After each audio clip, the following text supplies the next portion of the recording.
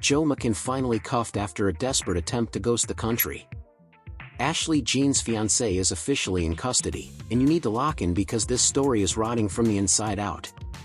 Something is definitely stinking here. It's like the truth was buried in a shallow grave before it could even scream. A young woman is gone. The timeline is a literal wreck. And now Charleston White is out here shouting the receipts that everyone else is too terrified to even whisper. This isn't giving suicide vibes. It's giving orchestration. Let's slice through the noise. Ashley Jeane landed at a flashy Zanzibar villa with Joe McCann, and within hours, the entire fairy tale imploded. Screaming matches, a toxic confrontation, staff literally having to drag them apart, and then, deafening silence.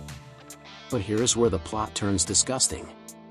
Ashley is found hanging, but she is still alive, still struggling, still fighting for her very last breath.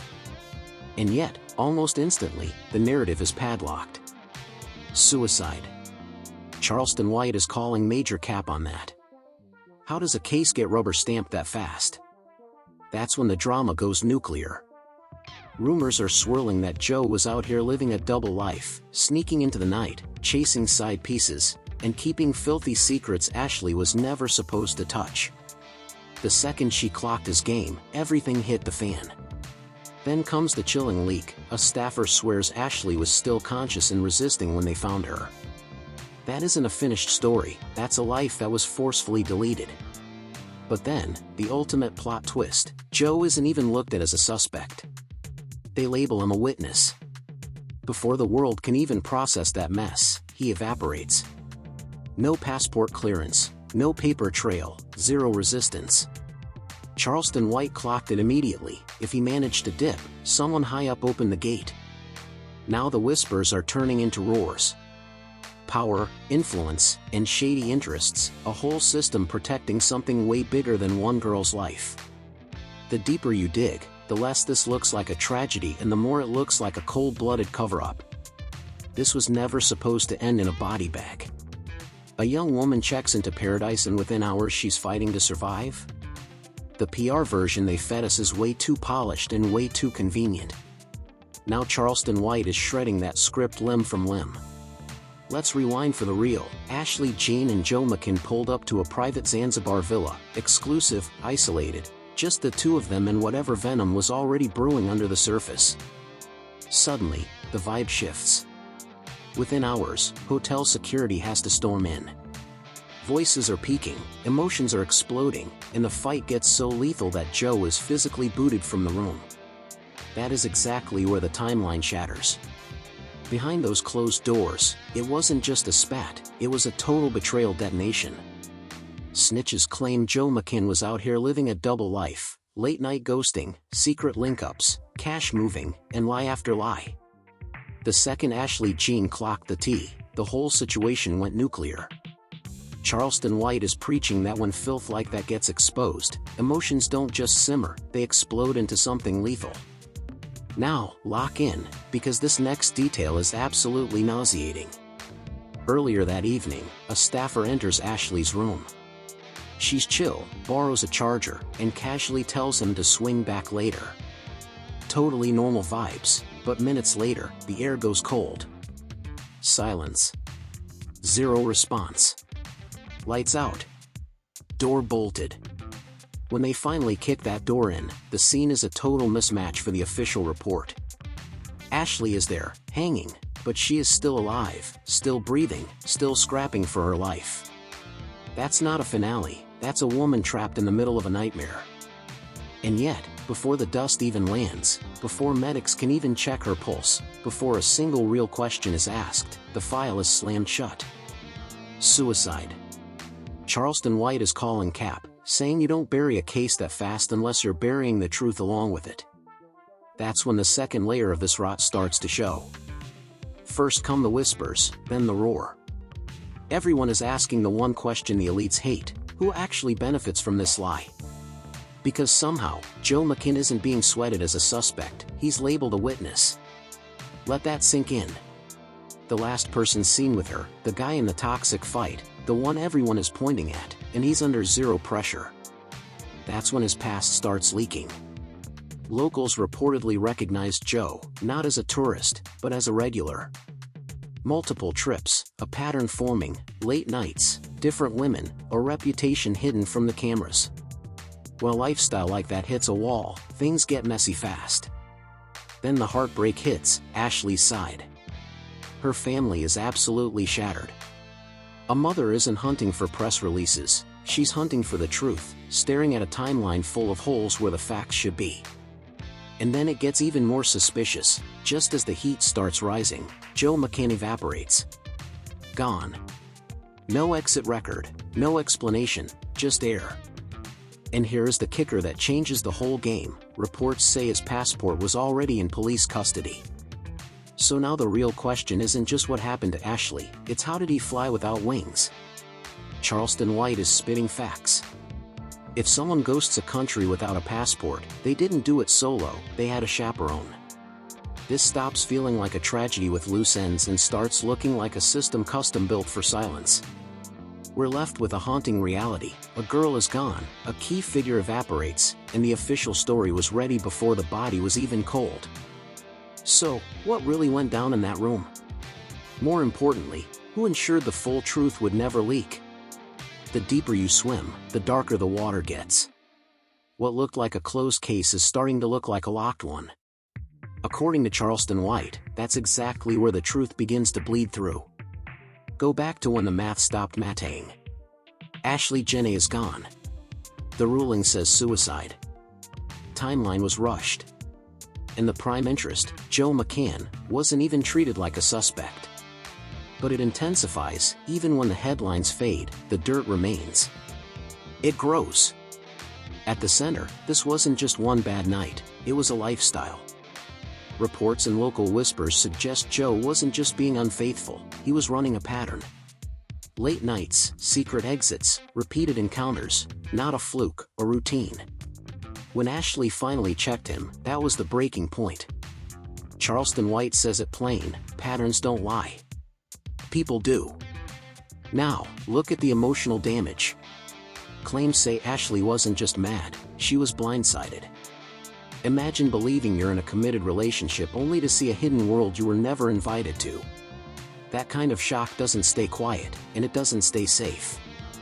That leads to the next angle. People are eyeing the environment, the system, the vibe. Because Zanzibar isn't just a luxury vacation. It has a side tourists never see. Rumors point to a hidden culture built on influence, cash, and silence.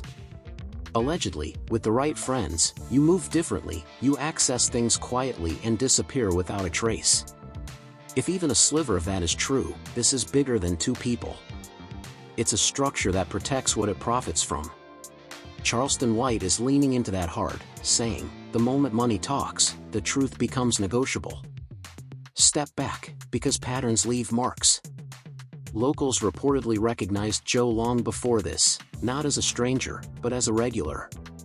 Not a stranger, but a regular.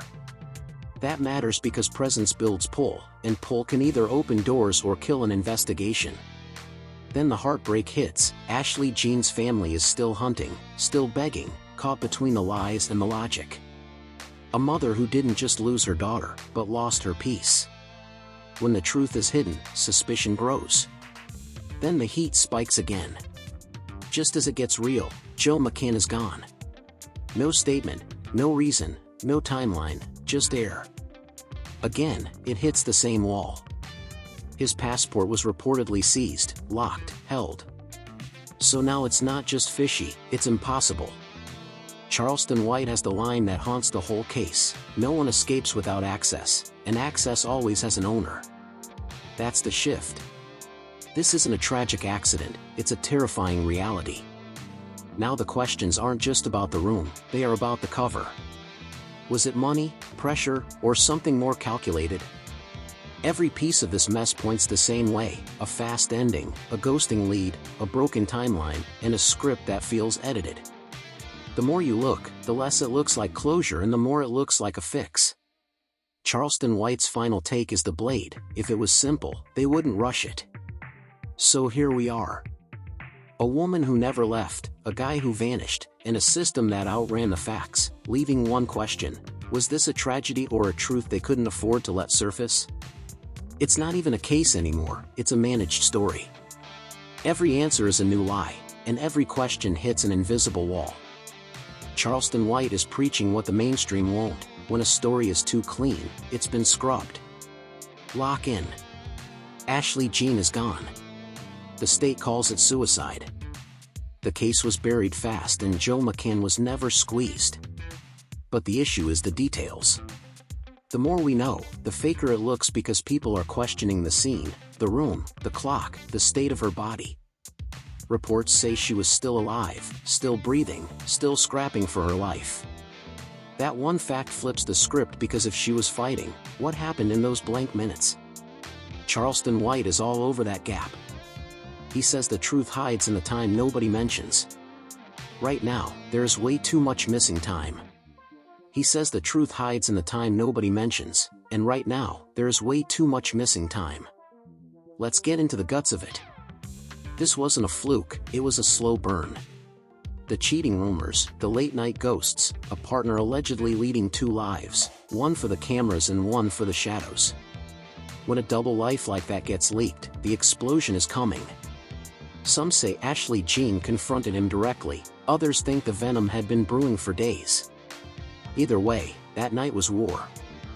When emotions hit that peak, anything can happen. Then the vibe shifts.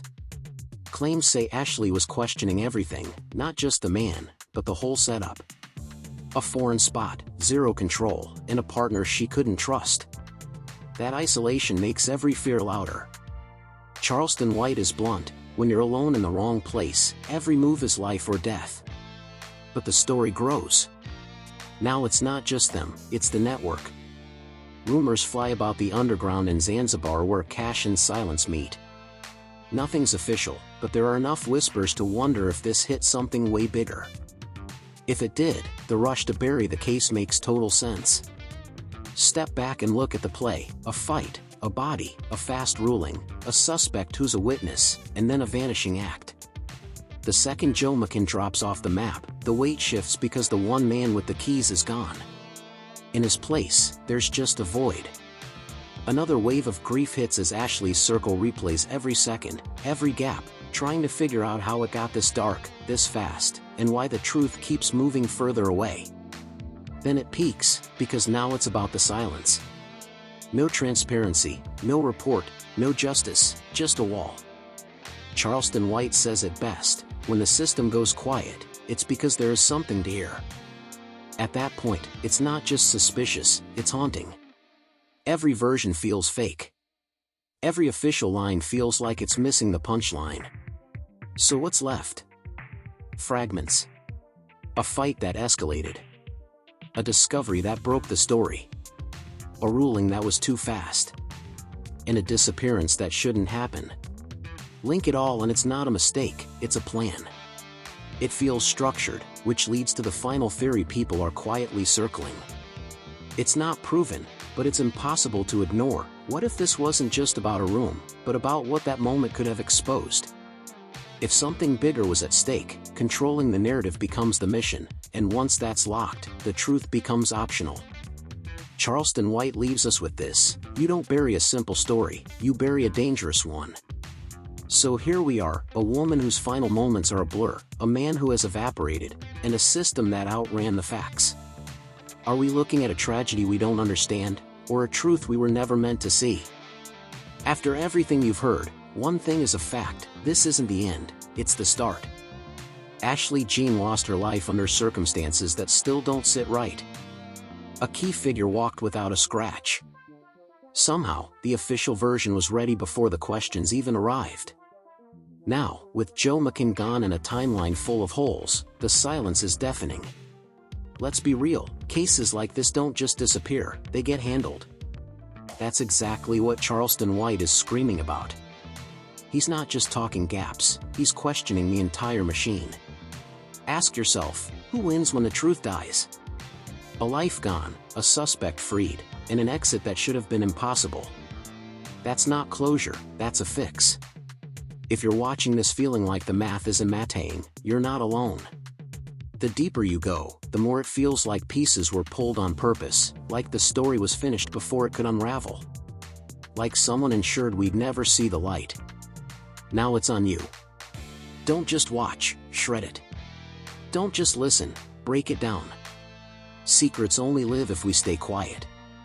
Smash the comments. Blast this before they scrub it. If this case is sitting wrong with you, don't ignore that gut feeling. Hit subscribe, ring that bell, and ride with us as we expose the stuff they want to hide. Drop your thoughts below, share this video, and never forget, sometimes the truth isn't hidden, it's owned. Stay woke because this story is far from over.